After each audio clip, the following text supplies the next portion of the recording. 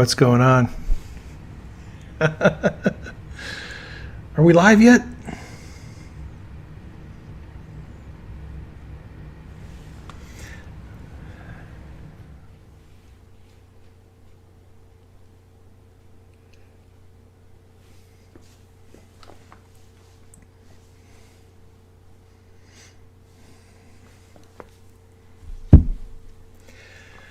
Alrighty, here we go.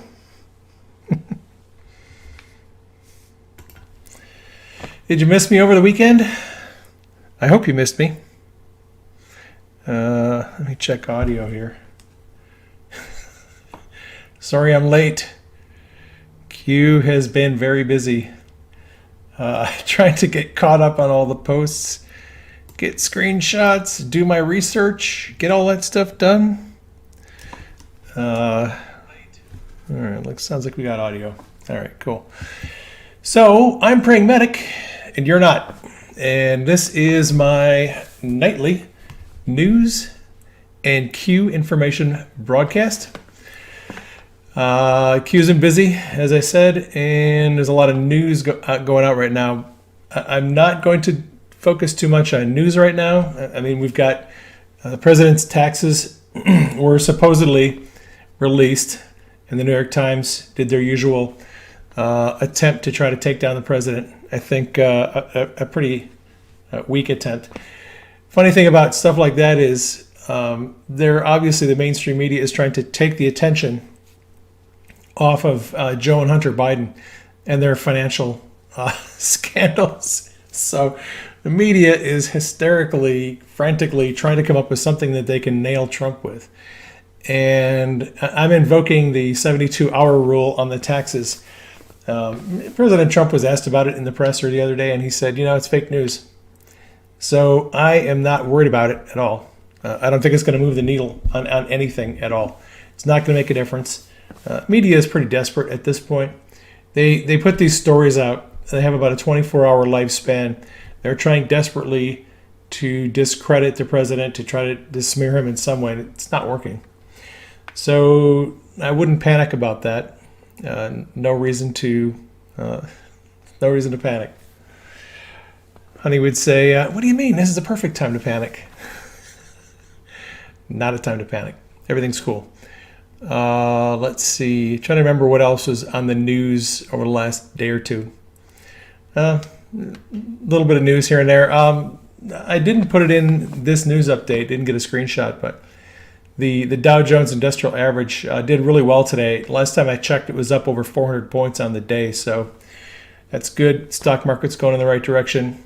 Investor confidence is good. And you know what? Before I do the Q update, let me explain what's going on with YouTube. I've been getting messages from people, want to know what happened to my Q updates on YouTube.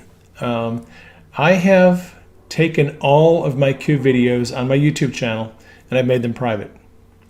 And they are going to stay private. I'm not going to give the link out to anyone on any of my YouTube videos that are related to Q until such a time as YouTube changes their policy with respect to taking disciplinary action, punitive action against people like me and others who are simply trying to put out information. My information does not always go along with the official, the mainstream media's narrative, and that's why they're going after accounts like us. They're taking our videos down. They're giving us strikes. Look, here's what it comes down to. YouTube does not want that type of information on their platform. They don't want it on their platform. They do not want people putting QD codes on their platform. They have made it very clear. They don't want people putting out information on YouTube that contradicts the World Health Organization or the CDC's position on hydroxychloroquine or on COVID. There's a lot of viewpoints they don't want. Now, the next thing that you're going to see them going after, probably, is election misinformation. If you dispute the official narrative on vote by mail, you're probably going to get yourself in trouble. right? And those are the kind of things we've been talking about on these shows over the last 2 months. Talking about hydroxychloroquine, talking about COVID, talking about the actual data that the CDC and the World Health Organization sometimes don't want to talk about. We're exposing a lot of false information and presenting true information. And of course, YouTube. A lot of people don't realize Facebook, YouTube, and Twitter were developed not so that you can have fun sharing information and messaging your friends.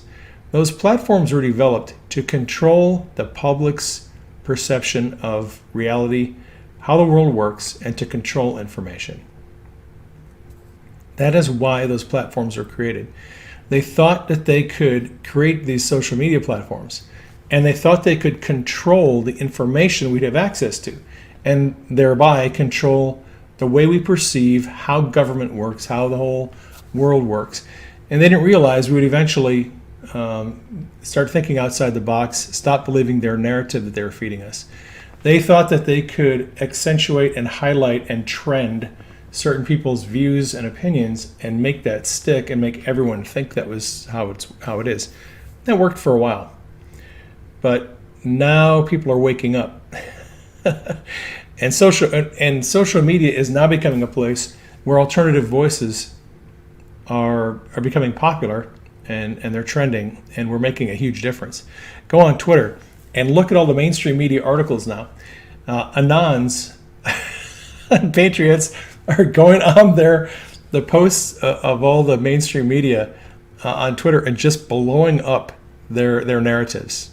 It's hilarious to watch this whole thing backfire on them. So this election is the most important election we've probably had since the founding of this country.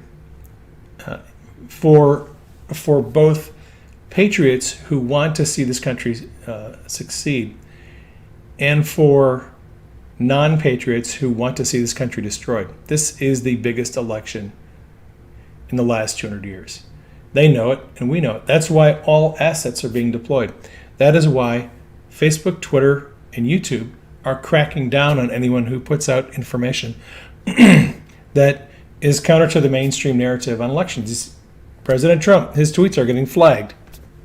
If he talks about vote by mail, fraud, and ballot harvesting, Twitter slaps a warning on his tweet. They're doing it on Facebook, and it's coming to YouTube. And all of that is to say, right now, I'm not going to be posting anything that is controversial on YouTube. If I can do a news update on a day when Q isn't posting and I just do a straight news broadcast, I'll put it up on YouTube. I'm not going to put anything on YouTube that is going to get flagged or is likely to get my account suspended. I'm not willing to do that right now. When Congress, if and when Congress changes the Section 230 legislation that protects social media platforms from litigation and liability for censorship, then we'll talk. Right now, that's not the case. YouTube, Facebook, Twitter, they're pretty much impervious to any kind of liability for censorship. And the long knives are out. They want to take down accounts like ours. So I'm not going to give them ammunition. People often ask me, how did you manage not to get your account suspended on Twitter or whatever? Well, I try to be really careful not to violate the terms of service. When they tell me clearly what their terms of service are, I try to toe the line and not violate the terms of service. And I understand what YouTube is trying to do. They don't want me on their platform with my Q videos, so I'm going to take my Q videos somewhere else. And that is CloutHub. Right here, channel 115 on CloutHub. I'll be doing my nightly news updates and my Q decodes right here. If you can join CloutHub and you can join in the live stream, that's great. Welcome. The platform is new. It's going to be changing. They're going to be changing the video, the way that the video displays. That will eventually get improved. The chat will be improved. things are going to get better. It's a new platform, so you're just going to have to kind of hang in there and bear with us as we wait for these changes to happen. If you're not able to join CloutHub because you live outside the U.S. or for whatever reason, my broadcasts, after they are done, I'll archive them, and then the archived broadcasts, you can watch them on my website. All of my broadcasts if you go to my website, prayingmedic.com/QAnon, go to that page. That page is divided into two sections. The top section has an archive of all my Q videos. And the bottom section has Q posts below it. So if you're looking for the Q posts, my videos, just go there. Just go to prayingmedic.com/QAnon. Go to that page. All my videos are there. And I'm still, so my Supernatural Saturday videos and videos on healing and the kingdom of God, those I will still post to YouTube. I'm just not going to post Q videos to YouTube. Also, if you can't view the videos on my website, maybe because you have a mobile device, all of my videos are available on my Podbean podcast. So if you go to Podbean and search for Praying Medic, you'll find my podcast. You can subscribe. Every time I do a broadcast, I create an audio and a video file. So some people like the audio files. They're a smaller file. You can download them. Some people like the video files. The videos are HD. They display in 1280 by 720 pixels. So they're not little tiny videos. They're HD. But I have them compressed so they don't take up a lot of space. I mean, you can watch a 30-minute video and it'll only take up 30 or 40 megs on your device. So they're HD, they're compressed, Podbean. You can also get those same videos. They're available on Apple Podcasts. Now, other platforms like Google Podcasts and Stitcher and iHeartRadio, they have my audio podcast. They don't have my videos. But if you have Apple Podcasts or if you go to Podbean, you can download the app. My videos are available there. They play really well on mobile devices if that's an issue that you're having. And one more announcement. So Patreon. I've been on Patreon for several years, and Patreon is not really happy with what's going on right now as far as Q goes. And let's just say that I think my future with Patreon is probably not going to be much longer. Like YouTube, Patreon is kind of a leftist-leaning organization. I'm not going to get into the details, but I'm asking people who support me on Patreon to consider supporting me on Subscribestar. Subscribestar is a much more free speech platform.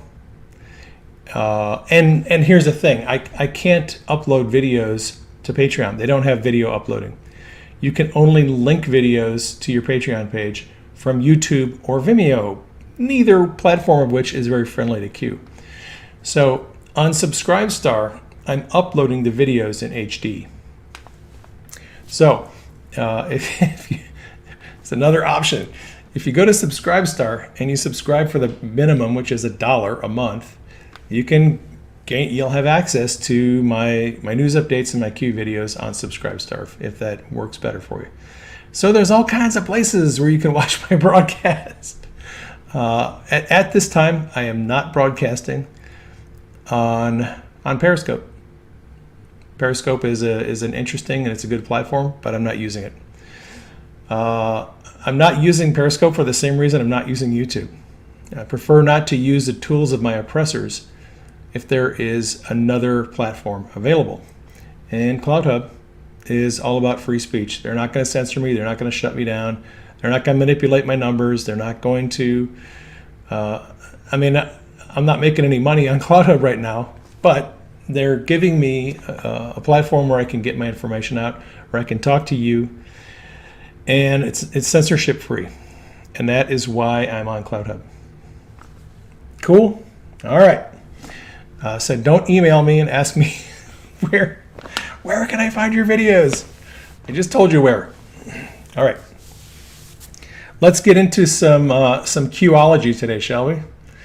All right. So, on the 26th, this was on Saturday, Q posted this drop, and these are screenshots of text messages that were declassified and made public. And the text messages are between Lisa Page and several other people in the FBI. So Q asked, so we have these two screenshots here, and then we've got a repost of an old drop from December of 2018. Okay. In that drop in 2018, Q asked, what if there was another prosecutor outside of DC assigned by Sessions with the same mandate and authority as Huber? One for the history books, not long now, Q. Right, this is December of 2018. Now, check this out. So, Q asked, what did we learn this week? Durham, true start. Durham, takeover. Huber, select parts regarding the Clinton Foundation investigation. I. What if there's another prosecutor outside of DC assigned by Sessions with the same mandate and authority? Q. All right. So when you look at these texts here, there's some interesting things. This is just a closer, bigger screenshot of the text messages. That's the first page. Here's a second page that Q posted. Now Q posted another post here. And this post on this drop is the same as this post right here. All right. This one focuses in on some certain things. Here's a repost of an older drop here on the right, where Q asked, how might DARPA, also known as Google, play a role in the spy campaign against POTUS? Now, here's something that's interesting. We know that DARPA developed LifeLog. And LifeLog was shuttered on February 4th of 2004. So DARPA, the Defense Advanced Research Project, they developed a Facebook-like program, and they closed it on February 4th, 2004. And that same day, Facebook was launched. And Facebook blew the competition out of the water. There was a lot of chicanery going on. There were certain things that were done to put places like MySpace out of business and give Facebook preeminence. All right. Q has also suggested that DARPA has been helping Google. Now, this is something that just came on my radar in the last couple of days. Everyone loves YouTube. And I've been getting complaints from people because, well, now they can't watch my videos on YouTube. It has a really nice app, and it plays on every device and every browser, and it's so ubiquitous, and there's no hassles with listening to YouTube videos. Right, exactly. That's because it's DARPA technology. So Google, which owns YouTube, YouTube was developed by DARPA, by the military. They had an unlimited budget to develop the technology to play and stream videos that would play across all browsers and all devices. No matter how old your operating system is, you can listen to a YouTube video. The problem is that anyone else who does not have access to DARPA's funding cannot get access to that technology that will stream videos across browsers and devices like YouTube. And people are addicted to YouTube because of its convenience, but that has put everyone else at a disadvantage. And the platforms that I have looked at to do streaming video, they don't stream well on all devices and browsers because they're not DARPA technology. And one of the things that we have to get hip to is the fact that if we're going to get out from under the thumb of DARPA technology, it's going to be a little inconvenient. People are going to complain because they can't listen or can't stream or can't watch the videos as easily on some other platform as they do on YouTube. That's because it's not DARPA technology. All right, all the other streaming platforms and video platforms, they do not have the technology that DARPA has, that YouTube has. So just bear that in mind as you're dealing with the inconveniences of people like us who are a lot of us are going to have to flee YouTube. I'm telling you, I'm not the only one. There's a lot of people that you all listen to and watch on YouTube, and their channels are going to get shut down. And they're going to have to go somewhere else.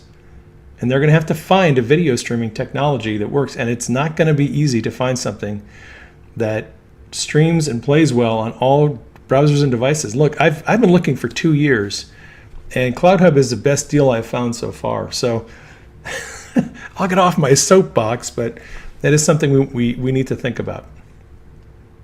All right. So in this repost up here on the right-hand side, Q asked, how might DARPA, aka Google, play a role in the spy campaign against POTUS? Think Gmail drafts, think Eric Schmidt's resignation. It will all connect eventually. So when President Trump signed his executive order, December 21st, 2017, freezing the assets of individuals and agencies and companies involved in corruption, human rights abuse, and human trafficking, Eric Schmidt resigned from Google the same day. He resigned on the 21st of December, the same day that executive order came out. Q has suggested that Eric Schmidt set up a way for the deep state to communicate through Gmail drafts. So they would set up an email, and they would CC all the people that needed to read it. They would type out their messages and never send it. They would save it as a draft. And they thought that the NSA would not pick up these messages because they never were sent. They were only drafts. Well, NSA picks up everything you type. If you start typing a text message in your phone and save it as a draft and never send it, NSA has it. Same thing with Google Drafts. So the point here being that Q is now saying back in 2018, he was telling us that they were using Gmail drafts. Now here's the thing. In these text messages here, you can see that this is inbox, outbox, Lisa Page. And they're talking about, so he was there when I sat with D for the first time. D is Durham. And this was in April of 2017. So we now know that Durham started his investigation of corruption in the FBI in April of 2017, not long after Jeff Sessions was appointed as Attorney General. Actually, we know that Sessions appointed U.S. attorneys, 17 of them, 17 U.S. attorneys. There's actually a news article about it, where Sessions appointed 17 U.S. attorneys to investigate specifically leaking in the intelligence community to the press.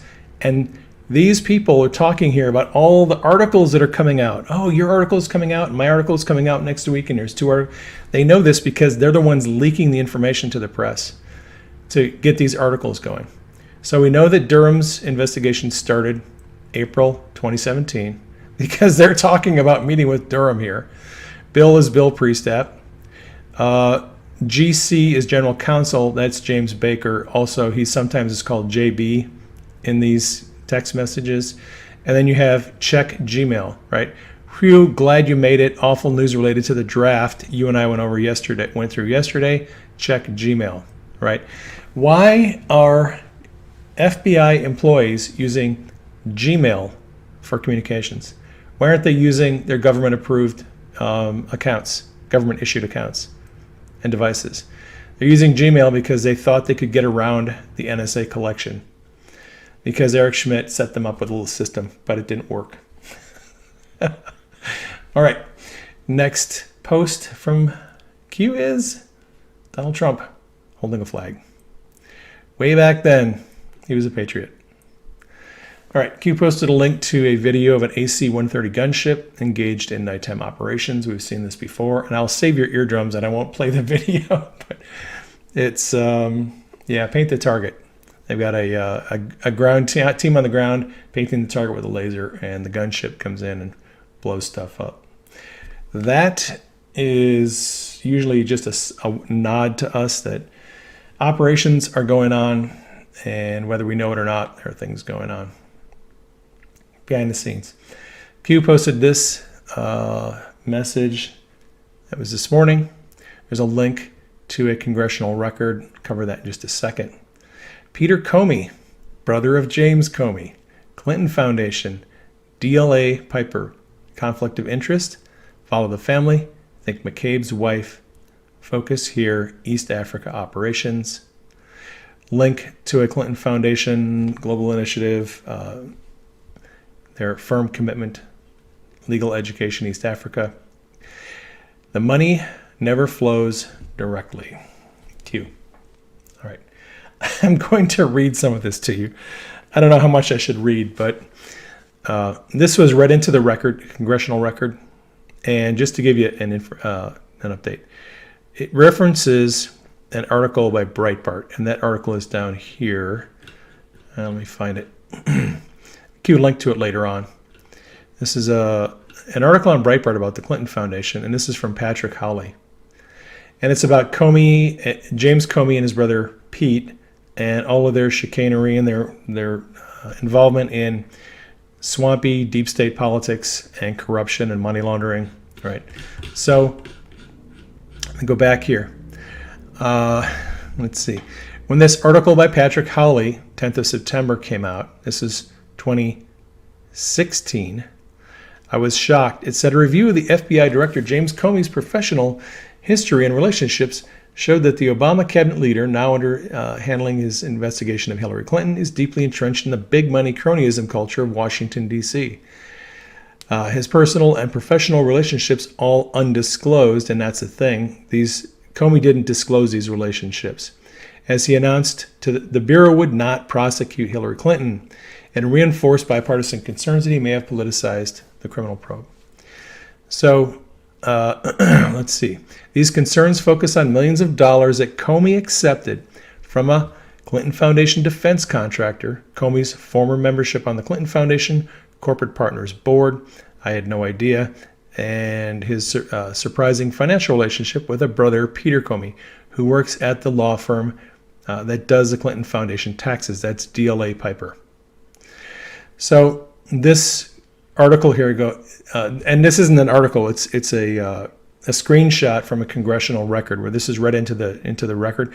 I don't know if this is Louis Gohmert or who this is that read this in, but it talks quite a bit about Peter Comey, his work with DLA Piper, some of the crazy stuff that was going on between Peter and James and their exchange of finances. James Comey's work at HSBC. He also worked at Lockheed. Anyway, so that's the link that Q posted. If you dig into the Clinton Global Initiative, you find out in 2012, New Perimeter, a nonprofit organization established by the global law firm DLA Piper, they committed people and resources to do legal training in Zambia, Tanzania, and Kenya.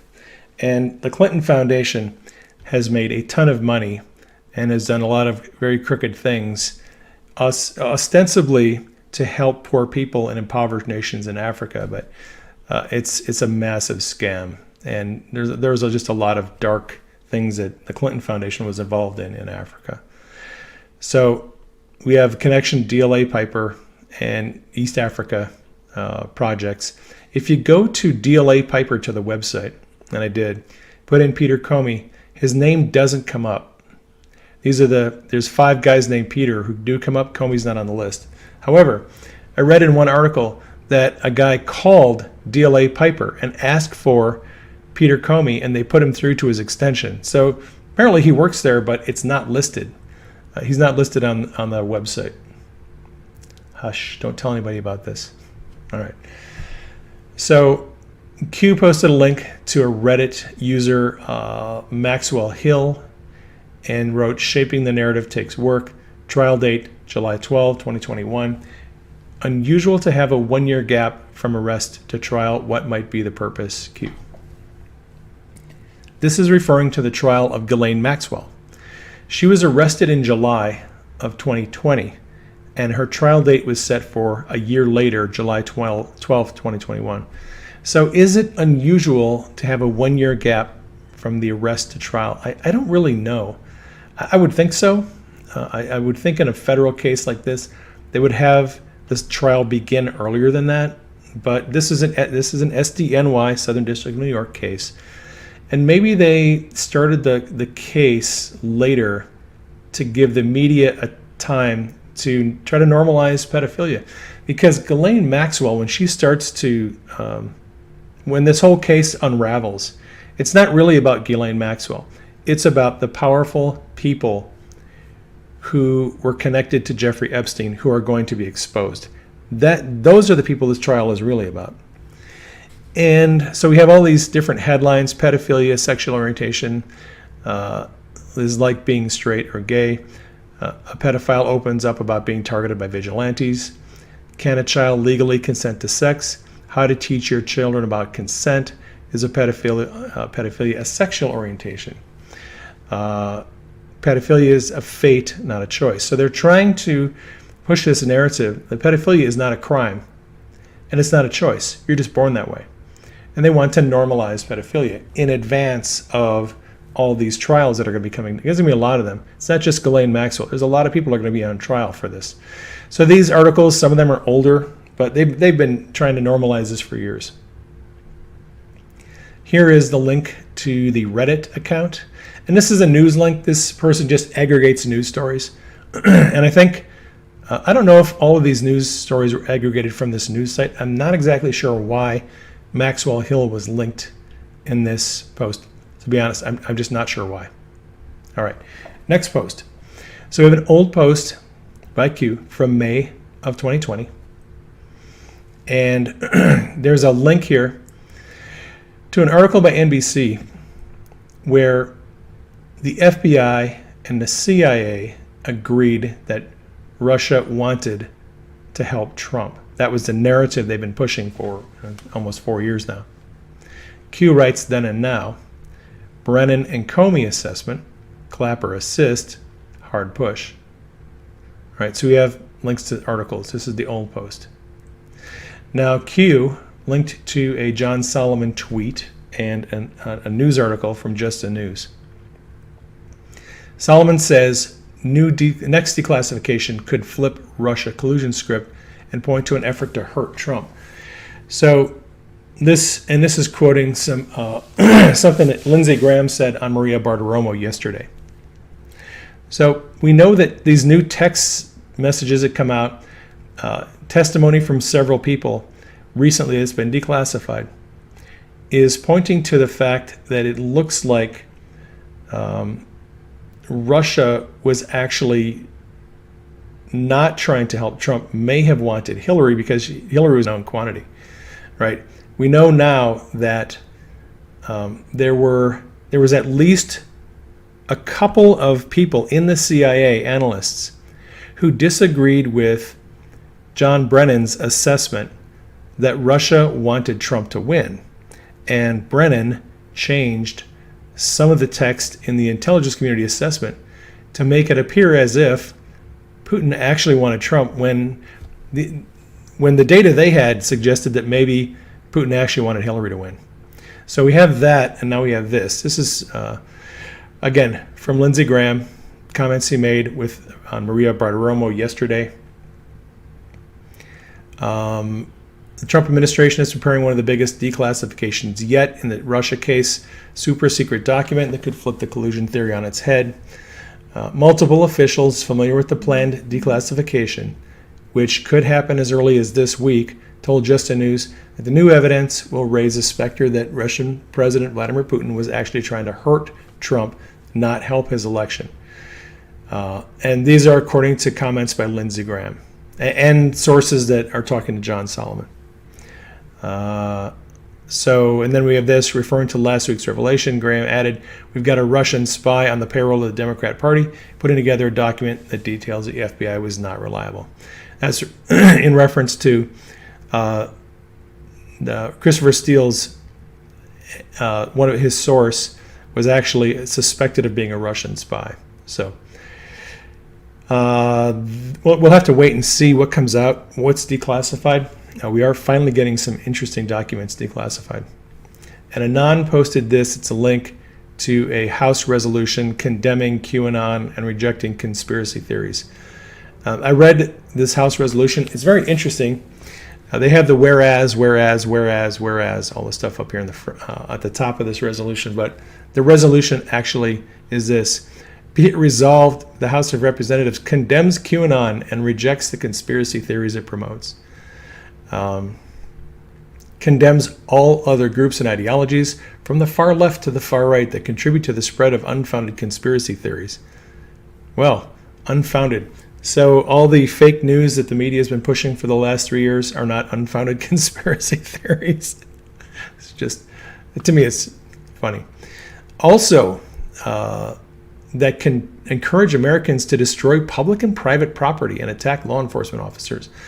Okay, well, that's a swing at Black Lives Matter and Antifa, but I don't know any Q people who are promoting violence. None. And I know thousands of people in the Q movement, and none of them promote violence. 3, be it resolved, this resolution encourages the FBI, as well as all federal law enforcement and homeland security agencies, to continue to strengthen their focus on preventing violence, threats, harassment, and other criminal activity by extremists motivated by fringe political conspiracy theories. That's the thing. They're trying to smear us all as a bunch of violent conspiracy theorists. Because, well, you know why. 4, encourages the intelligence community to uncover any foreign support or assistance or online amplification of QAnon receives, as well as any QAnon affiliations, coordinations, and contacts with foreign extremist organizations or groups espousing violence. Wait a minute. Wasn't Antifa actually working with foreign militias and terrorist organizations? I don't know any Q people who are in any way connected to foreign extremist organizations. It's crazy because they're talking about Antifa, but they're pointing the finger at us. And this is what it's really all about, this last one. This is what it's all about.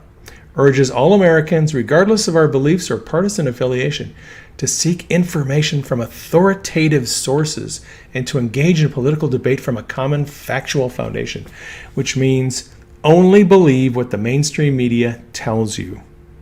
Do not do your own research. Do not think for yourself. Make sure you only believe what the mainstream media tells you. That's what this is all about. So Q replied, Panic in D.C. In theaters now. All right. Q posted a link to an article on law.com. And interestingly enough, it's about Kamala Harris's husband, Douglas Emhoff, who's an attorney with DLA Piper. And his announcement that he was going to be taking a temporary leave while Kamala ran for president or vice president or dog catcher or whatever she's running for right now. So DLA Piper, it's all connected, huh? All right, Q explained that the donations to the Clinton Foundation rose while Hillary was in positions of power, but their donations dramatically dropped off after she lost the 2016 election. In this post, TTM is trailing 12 months. That's the past 12 months, just in case you're wondering what that is. So this is a simple process, and Q is explaining it.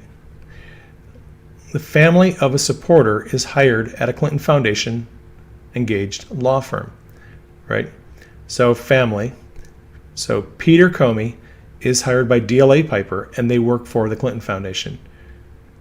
Clinton Foundation donated funds. Primary influx is foreign countries. You just go to the Clinton Foundation Global Initiative, go to their website, and look at how much money Saudi Arabia and all the Middle Eastern countries have donated to the Clinton Foundation. They're the largest donors. All right. So the Clinton Foundation donates funds under the legal payments guise here to an engaged law firm, DLA Piper. DLA Piper payment, salary, bonuses, and others to the family member or supporter. So the Clinton Foundation gives money to DLA Piper.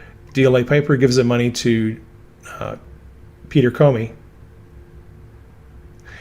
The family member transfers the money to the supporter, James Comey. Campaign, foundation, gift, asset, home, other.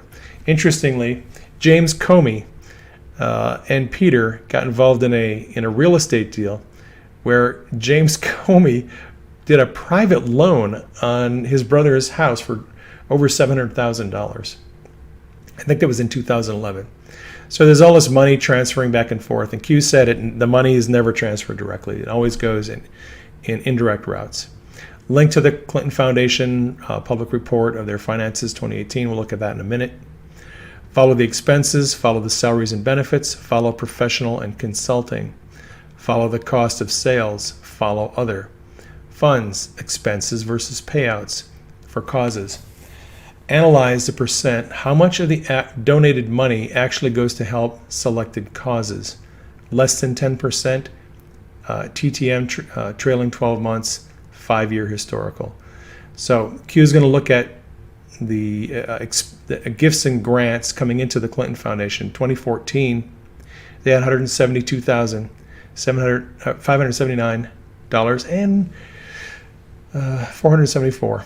Right, so 172 million, sorry, in 2014, 108 million in 2015, so it's dropping. Only 62 million in 2016, the year that Hillary lost the election. Q writes, loss of power, POTUS wins, start of pay-to-play collapses.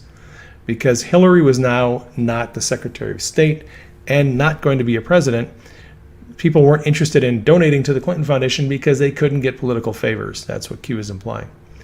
In 2017, only 26 million. 2018, only 24 million. Total revenue in 2018 was a little, almost 31 million. Total expenses, 2018, 47 million. Clinton Foundation is at the center. All right, so the link that Q gave us points to the Clinton Foundation's financial report from 2018. Contributions, grants, net investment, other income, net assets, total revenue, right? So you've got all their expenses and assets here. And interesting, we're going to look at that in just a second in a little, a little different format. This is a graph of the net revenue of the Clinton Foundation from 1998 to 2017. All right, so if you follow this graph, it goes up, up, up, up, and it maxes out in 2014 at over $300 million. That was when Hillary and Bill were at their peak. All right, 2015, it drops down a little, but it's still almost 300 million. 2016, it drops down to a little over 200 million. And 2017, it drops all the way down to I think it's around 30 million, right? So their revenue was cut in 90% from 2014 to 2017. They lost 90% of their revenue because Hillary lost the election. So, and Anand posted this graphic. This is a screen cap of the Clinton Foundation tax return from 2014. And in that year, they had total net revenue of 177 million. They only spent 5 million on charities. So that's 35 million in salaries, 5 million to charities. 5.6% went to charities of their total revenue. So only a fraction of what the Clinton Foundation brings in goes to charities. The rest of it is expenses and, other things that they do with the money. So Q then posted a link to a Breitbart article and said, worth remembering. This article we just looked at this. This is from Patrick Howley. It exposes the Comey family's connections to Bill and Hillary Clinton. James Comey worked for Lockheed Martin, and he had a severance of $6 million. Lockheed Martin won a lot of contracts in, I think it was 2010. Lockheed Martin won 17 approvals for private contracts from the Hillary Clinton State Department. So a little pay-for-play there going on. Talks about HSBC, how Comey was a member of the board, and he did a lot of legal work for them. So got them connected to the Clinton Foundation and funding a bunch of housing units in New York City and other things. All right, moving along, Rod Rosenstein. So Lisa Barsoomian is Rod Rosenstein's wife. And Q writes, Lisa Barsoomian, former Bill Clinton attorney in the case Hamburg versus Clinton, 1998, and then the appeal case in 1999, which has been scrubbed from the internet. Wife of Rod Rosenstein, Q. It actually has been scrubbed from the internet. If you go to Snopes and look into this stuff about Lisa Barsoomian, they'll tell you that it's urban legend, it's conspiracy theory that Lisa Barsoomian did not defend Bill Clinton. Well, actually, she did, and we have some documents to prove it. All right, next post from Q, linked to a Justice Department announcement. Look at that in just a second. Rod Rosenstein, RR, Tax Division, DOJ 2001 to 2005. So that's this announcement here. DOJ announcement, March 1st, 2002, Tax Division appoints Rod Rosenstein as Principal Deputy Assistant Attorney General. Okay, so going back to this, Clinton Foundation investigation, 2001 to 2005. Guess what it was about? Taxes. A grand jury was impaneled. Clinton Foundation, failure to declare foreign donations, 2001 to 2003. So that would come under the tax section of the DOJ, which Rod Rosenstein was in charge of. Comey takeover of the investigation, 2002. And who was the director of the FBI in 2002? That'd be Robert Mueller. They're all corrupt. They're all wrapped up in this, and every one of them is going down. Every single stinking one of them. And this is not to talk about the Uranium One scandal, which Robert Mueller was also the FBI director under. And Rosenstein was the head prosecutor of the U.S. Attorney's Office for Uranium One. They're all tied up in this together, and this is all going to be exposed. So there's a link to an FBI Vault document. I'll show you that in just a second. And Q writes, don't bite the hand that feeds you. So the Clinton Foundation was likely funneling money to all these people, keeping them paid, and therefore they're going to make all this stuff go away and cover it all up. So Lisa Barsoomian did in fact represent Bill Clinton. Here is a screenshot of the case report. And Hamburg versus Bill Clinton, date filed was June 1998. Represented by Hamburg, he represented himself, and then Bill Clinton was represented by Lisa Barsoomian. All right. Even though she was a U.S. attorney, she actually did a lot of representation of the FBI, the CIA. Whenever someone would sue the government for FOIA documentation, Lisa Barsoomian was generally the one who represented the government agency that was being sued. She was big on keeping documents from being made public. All right, so the linked document on the FBI Vault points to a PDF containing information on the Bureau's investigation of Bill Clinton and his pardon of Marc Rich. Marc Rich was I'll just read this here. Former U.S. January 2001. Former U.S. President Bill Clinton, in his final days as president, granted a full and unconditional pardon of Marc Rich, a fugitive from the DOJ. Rich and his partner, Pincus Green, who was also pardoned, were indicted in the SDNY, Southern District of New York, in September of 1983 for charges including mail fraud, wire fraud, tax evasion, racketeering. Shortly after Rich and Green were indicted, they fled to Switzerland, where they have lived in exile and have remained fugitives. Rich and Green were partners in the commodities business, were also indicted for several counts of illegal trading for conducting business with Iran during the 1980 hostage crisis.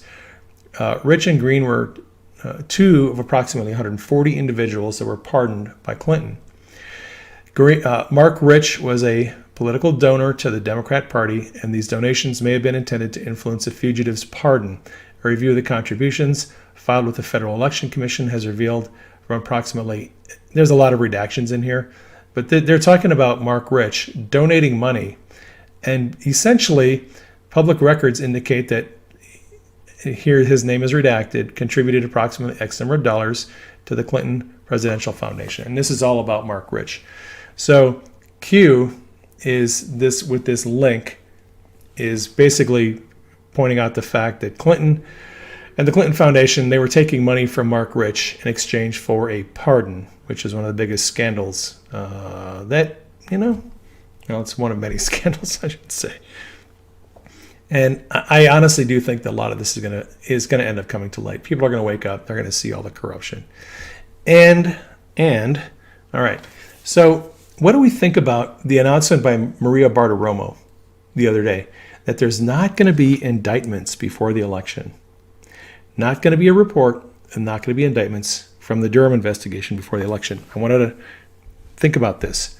So a lot of people are whining and complaining, and I tweeted out about it yesterday, and people were just grumbling and whining. We got to have indictments before the election.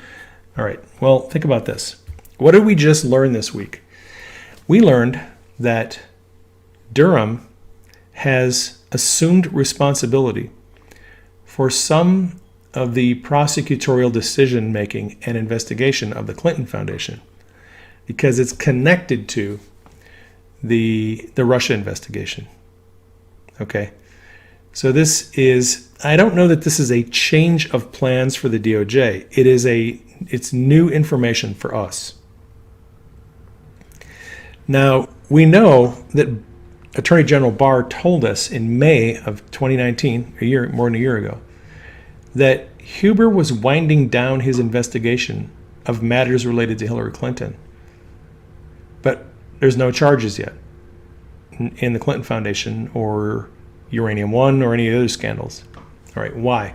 Well, I'm guessing that's because some of those investigations have been brought under the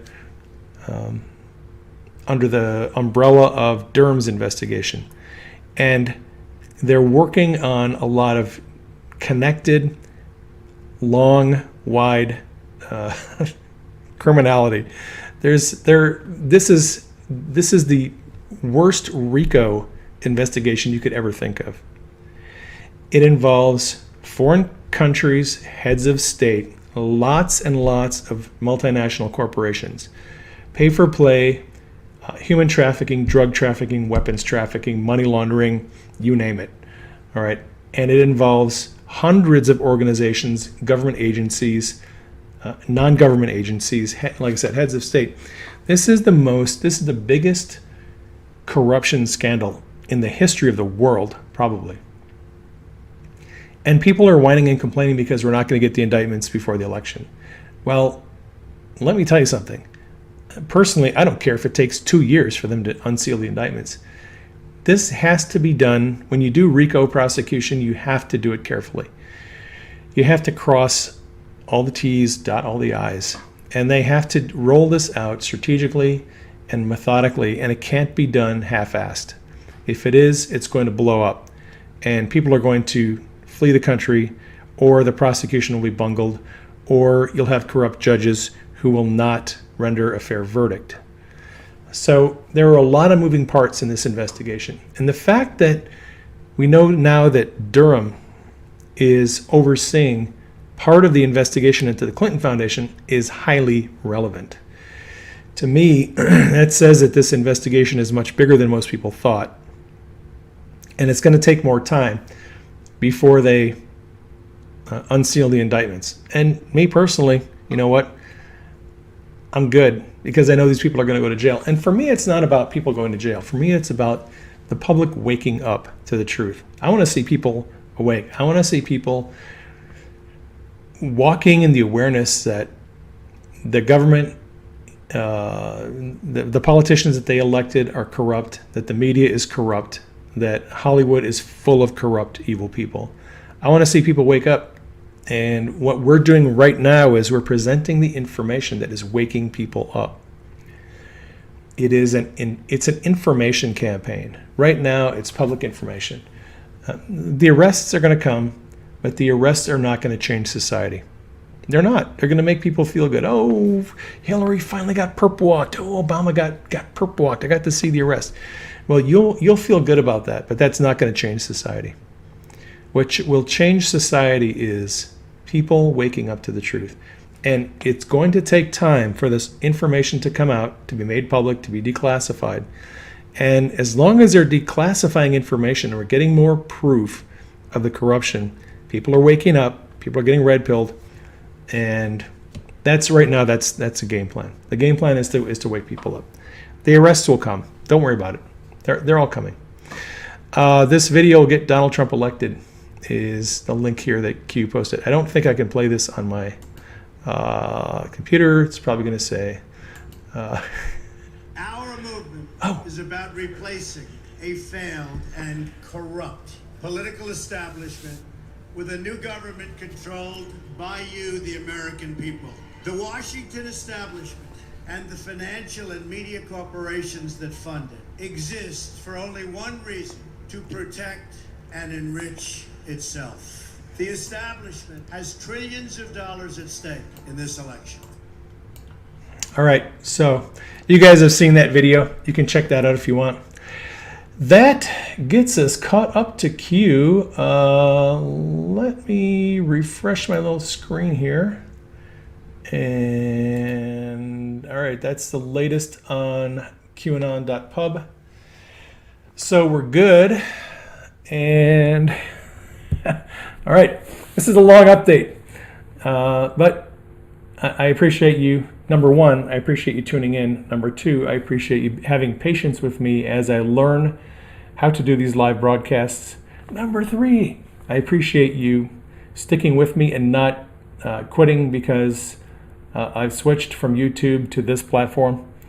I really appreciate your willingness to just trust me, and I'm doing my best to follow the Lord's lead. God has been giving me a lot of dreams about YouTube and what they're doing behind the scenes for months, and I waited until I got enough information from God to make a decision, and I've made my decision. So like I said, I appreciate you all hanging in there, trusting me, and following me around to all these crazy platforms I'm going to. All right, if this message has blessed you, you can consider supporting me on Subscribestar. You can also check out the book, Calm Before the Storm, or you can wait a couple days and maybe purchase Great Awakening. Volume 2 in the Q Chronicles is coming out soon. We're very, very close.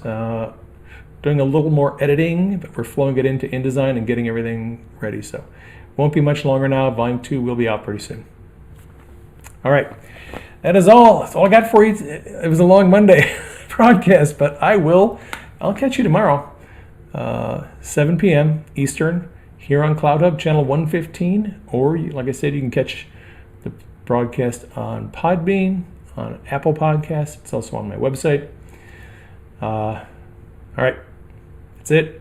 That's all I got to say. I'm out of here. Thank you for being awesome and hanging in there. Keep me and Denise in prayer. Keep the president in prayer. Keep Q and the team in prayer. Keep the military and the Secret Service in prayer, and I'll catch you on the next broadcast.